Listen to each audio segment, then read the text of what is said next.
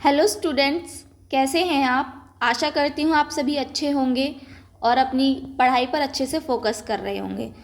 तो स्टूडेंट्स, आज से हम अपनी सीटेट 2023 की तैयारी स्टार्ट करते हैं, क्योंकि जैसा कि आप सभी जानते हो कि जो हमारा सीटेट था वो कोरोना टाइम से पहले साल में 2 बार कंडक्ट कराया जाता था, जुलाई में और दिसंबर में।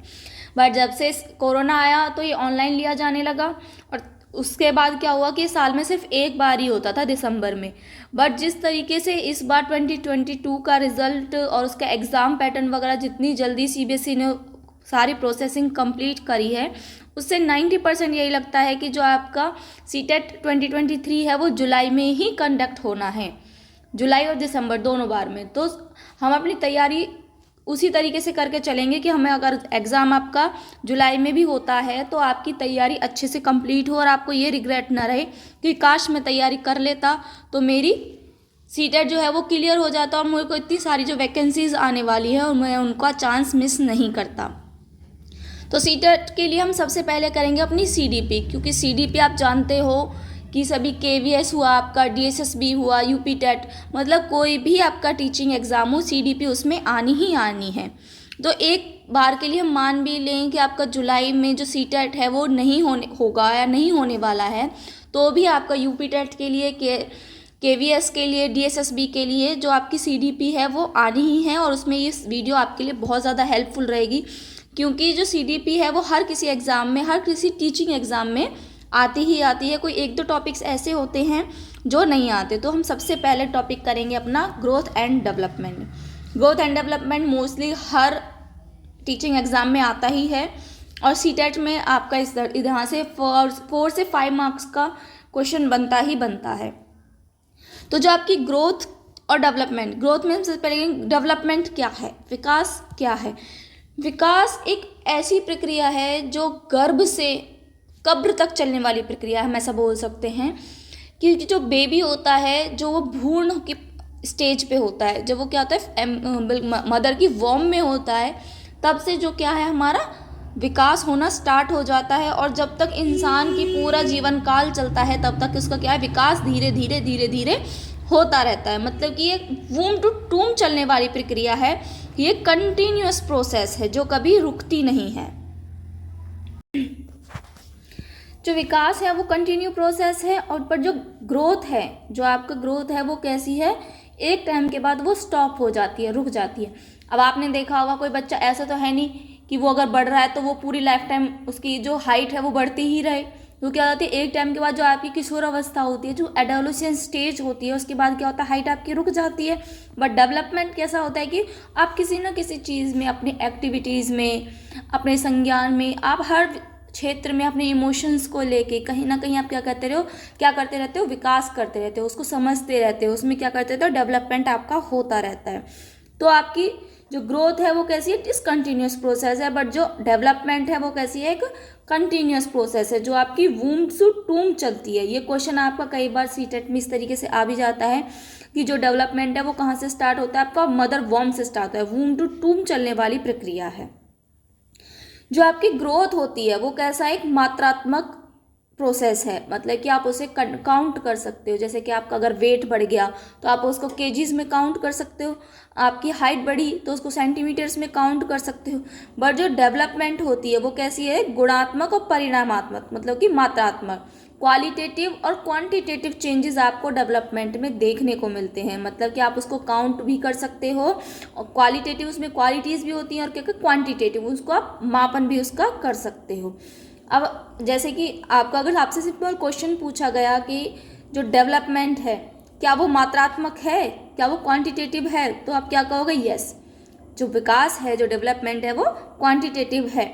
बट जो ग्रोथ है वो सिर्फ क्वांटिटेटिव है। तो डेवलपमेंट में आपका गुणात्मक और मात्रात्मक दोनों के लिए पूछेगा तो आप डेवलपमेंट करोगे। बट अगर आपसे खाली क्वांटिटेटिव के लिए, मात्रात्मक के लिए भी पूछता है और आपको ऑप्शंस में सिर्फ डेवलपमेंट दिया हुआ है, तो भी वो कैसा होगा, सही होगा। जो आपका डेवलपमेंट है उसमें कैसे गुणात्मक परिवर्तन होते हैं, क्वालिटेटिव चेंजेस होते हैं, जैसे आपकी कार्यशैली में, कार्य क्षमता में, इमोशंस में। जैसे कोई बच्चा है, आज आपने उसको पेन पकड़ाया तो वो क्या करेगा, अपने पूरे हाथ से पेन को पकड़ने की कोशिश करेगा।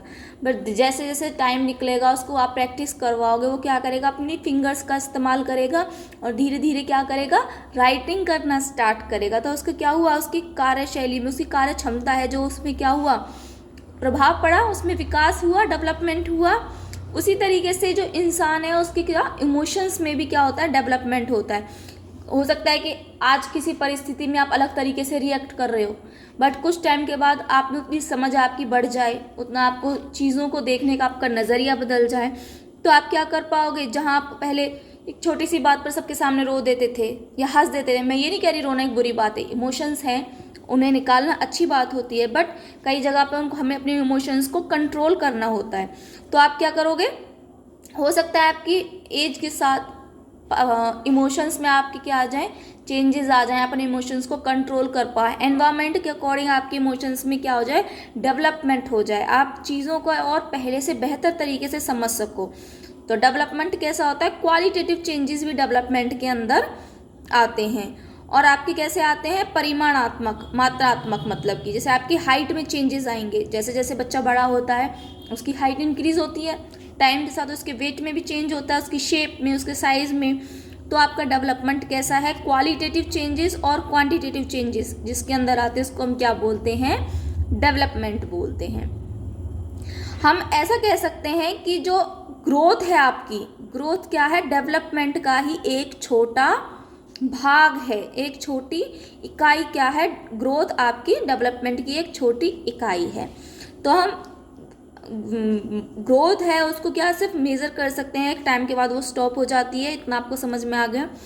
आगे चलते हैं, मैंने जैसे बताया विकास कैसे आपकी जीवन पर्यंत चलता है, सतत प्रक्रिया है।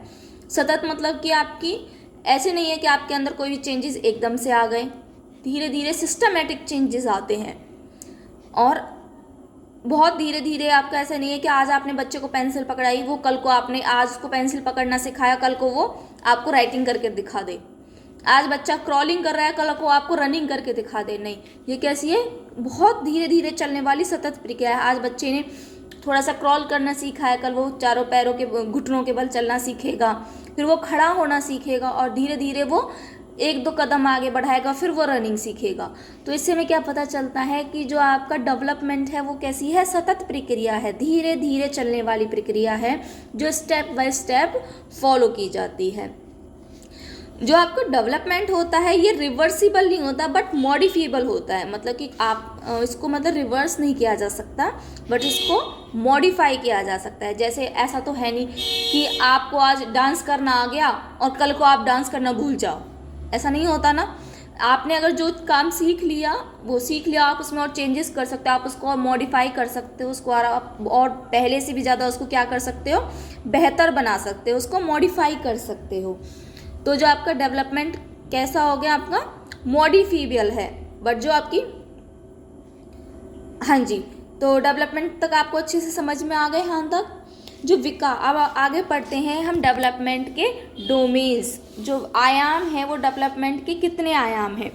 जो डेवलपमेंट है वो आपका, उसके कितने आयाम हैं, उसके 4 आयाम हैं। Physical development, cognitive development, social development and emotional development. और हम ऐसा आराम से कह सकते हैं कि जो आपके विकास के जो चारों आयाम हैं, जो विकास के जो चारों आयाम हैं वो एक दूसरे से इंटर रिलेटेड हैं, मतलब कि एक दूसरे को वो क्या करते हैं, इफ़ेक्ट करते हैं। जैसे कि आपका फिजिकल डेवलपमेंट अच्छा है किसी का, ठीक है, अच्छा ऐसे मान के चलो कि जैसे कोई चाइल्ड है, उसकी जो हियरिंग पावर है वो कैसी है, थोड़ी कम है। अब उसकी हियरिंग पावर कम होगी तो क्या होगा, उसको कुछ बातें सुनाई नहीं देंगी अच्छे से, वो अपनी जो आपका समाज है उसका कॉग्निटिव डेवलपमेंट है जो वो क्या होगा, वो इफ़ेक्ट होगा, उसको अच्छे से लोगों की, समाज की बातें समझ में नहीं आएंगी, तो वो क्या होगा, उसके संज्ञान पर फ़र्क पड़ेगा। उसका सोशल डेवलपमेंट कम होगा, दूसरे लोगों के साथ वो अच्छे से बातचीत नहीं कर पाएगा, उनके साथ घुल मिल नहीं पाएगा। और अगर उसका सोशल डेवलपमेंट वीक होगा तो वो क्या रहेगा, अकेला रहेगा, तो उसकी इमोशनल डेवलपमेंट पर भी फ़र्क पड़ेगा, वो कहीं ना कहीं अपने आप को दूसरे लोगों से कम महसूस करने लगेगा। तो हम ये बोल सकते हैं कि जो आपके डेवलपमेंट होता है वो उसके जो चारों डोमेन्स होते हैं वो आपस में कैसे होते हैं, इंटर रिलेटेड होते हैं। फिजिकल डेवलपमेंट मतलब कि आपकी हाइट में, वेट में, शेप में, साइज़ में, इन चीज़ों में आपका क्या विकास होना, इन चीज़ों में आपको अच्छे से इन चीज़ों को आप देख सकते हो। आप शारीरिक रूप से आपके अंदर जो भी चेंजेस आ रहे हैं टाइम टू टाइम, उसको आप किस में मेज़र कर सकते हो, फिजिकल डेवलपमेंट में आप उसको काउंट कर सकते हो।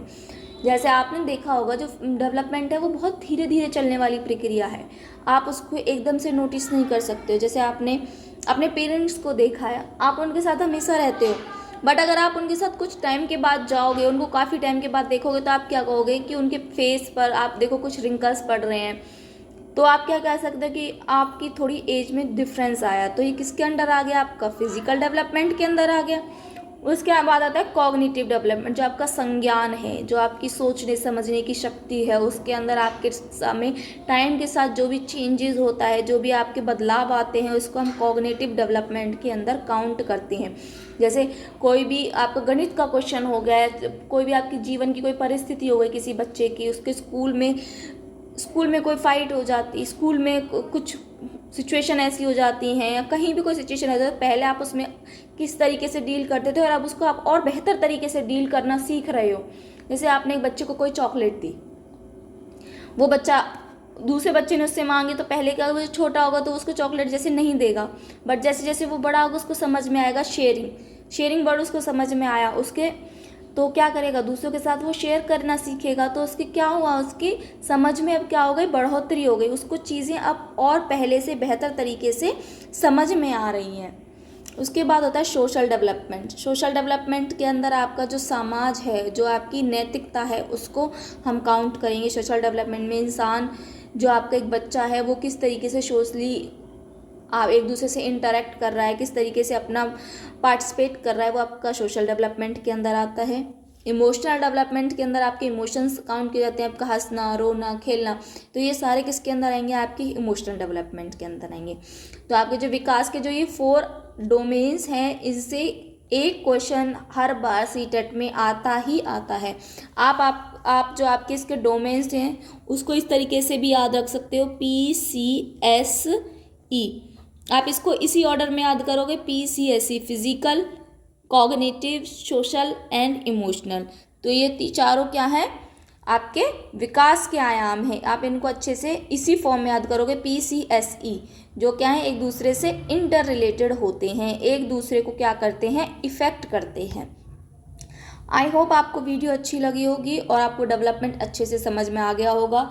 कल हम इसके जो चारों आयाम हैं, फिजिकल, कॉग्निटिव, सोशल, इमोशनल, इनको अच्छे से डिटेल में पढ़ेंगे और अपना जो वृद्धि है उसको भी कवर करने की कोशिश करेंगे। आज के लिए इतना ही। I hope you like this video, so please like, share and subscribe my channel, so that आपको जो भी नेक्स्ट आने वाली वीडियोज़ हैं वो मिलती रहें और आप अच्छे से अपनी तैयारी कंटिन्यू करते रहें। तो जो भी है मेरा, जब आपका ये डेवलपमेंट का, जो आपका ग्रोथ एंड डेवलपमेंट का जब ये टॉपिक कंप्लीट हो जाएगा, तो इसके नोट्स मैं टेलीग्राम चैनल पर शेयर कर दूंगी, तो आप वहाँ से ईजिली अपने नोट्स प्रिपेयर कर सकते हैं। और मैं सबको यही एडवाइस दूंगी कि नोट्स तो ये हैं, या तो आप इनका प्रिंट आउट निकलवा के रखें, या फिर आप खुद से अपने इनमें से देख के अपने खुद से नोट्स बनाएं, वो ज़्यादा बेहतर होगा आपके लिए।